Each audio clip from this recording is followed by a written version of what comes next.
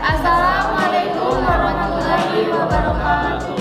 Perkenalkan, kami dari kelompok 4 akan membawakan materi tentang landasan ideal dan konstitusional politik luar negeri Indonesia bebas aktif. Sebelumnya, perkenalkan terlebih dahulu, nama saya Sipa Pojia sebagai yang menerangkan materi.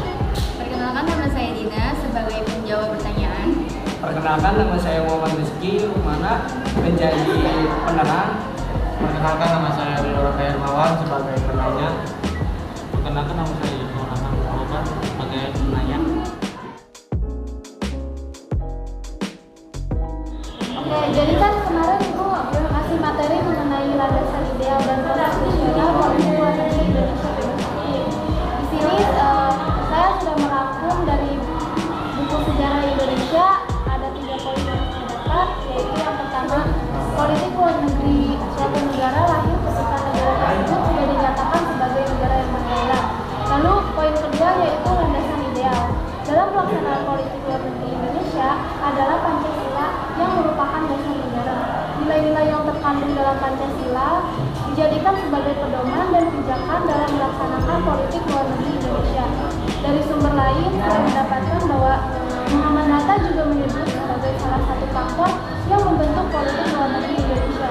Kelima sila yang termuat dalam Pancasila dijadikan pedoman dasar bagi pelaksanaan kehidupan berbangsa dan bernegara yang ideal dan mencakup seluruh kehidupan manusia.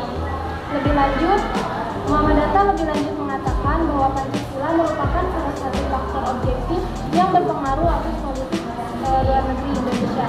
Lalu poin yang kedua yaitu ya, silakan. Kenapa Pancasila merupakan salah satu faktor objektif yang berpengaruh atas politik luar negeri Indonesia? Izin menjawab ya. Ya karena Pancasila sebagai falsafah negara mereka seluruh bangsa Indonesia, sehingga golongan atau partai yang berkuasa di Indonesia tidak bisa dapat menjalankan suatu politik di negaranya yang menyimpang dari Pancasila. Terus arti falsafah itu apa? Falsafah menurut Kamus Besar Bahasa Indonesia adalah anggapan, gagasan, pendidikan, dan sikap batin yang paling dasar yang dimiliki oleh orang atau masyarakat.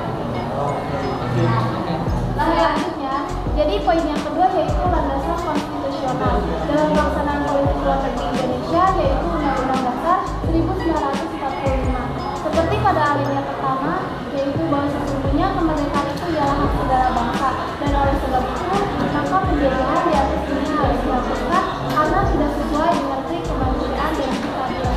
Dengan kata lain, tujuan dari politik luar negeri Indonesia bebas aktif adalah untuk mengabdi kepada tujuan nasional bangsa Indonesia seperti yang tercantum dalam pembukaan Undang-Undang Dasar yang saya sebutkan tadi. Lalu poin terakhir. Izin bertanya, Iya, silakan. bagaimana agar Indonesia bebas aktif dapat diaplikasikan dari politik luar negeri Indonesia yang bebas aktif? Izin menjawab. Jadi menurut dari buku sejarah Indonesia yang saya baca, yaitu politik luar negeri punya prinsip bebas aktif yang diabadikan untuk kepentingan nasional. Politik luar negeri dilaksanakan melalui diplomasi yang kreatif, aktif, dan tidak sekedar rutin dan reaktif, namun teguh dalam prinsip dan pendirian serta rasional dalam pendekatan. Maka setiap periode pemerintahan menetapkan landasan operasional politik luar negeri Indonesia yang senantiasa berubah sesuai dengan kepentingan nasional. Apakah sudah jelas?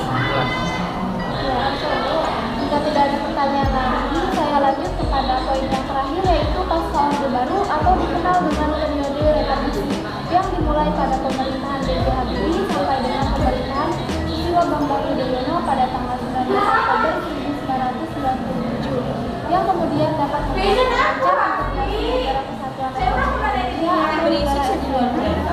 Di antaranya yaitu adanya ketidakseimbangan dalam kehidupan sosial, politik, dan ekonomi demokratik.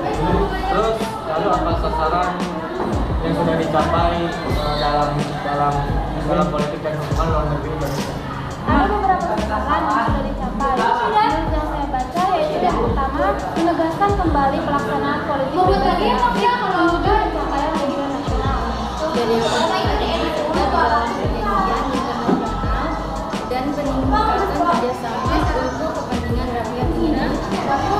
Setelah mendengarkan dari percakapan kalian semua, saya berhasil bilang bahwa menerapkan Pancasila dan situasional politik luar negeri Indonesia bebas aktif bukan merupakan politik netral, melainkan dalam menentukan sikap terhadap permasalahan internasional. Oke, jadi gitu ya kali ini mengenai materi landasan ideal dan konstitusi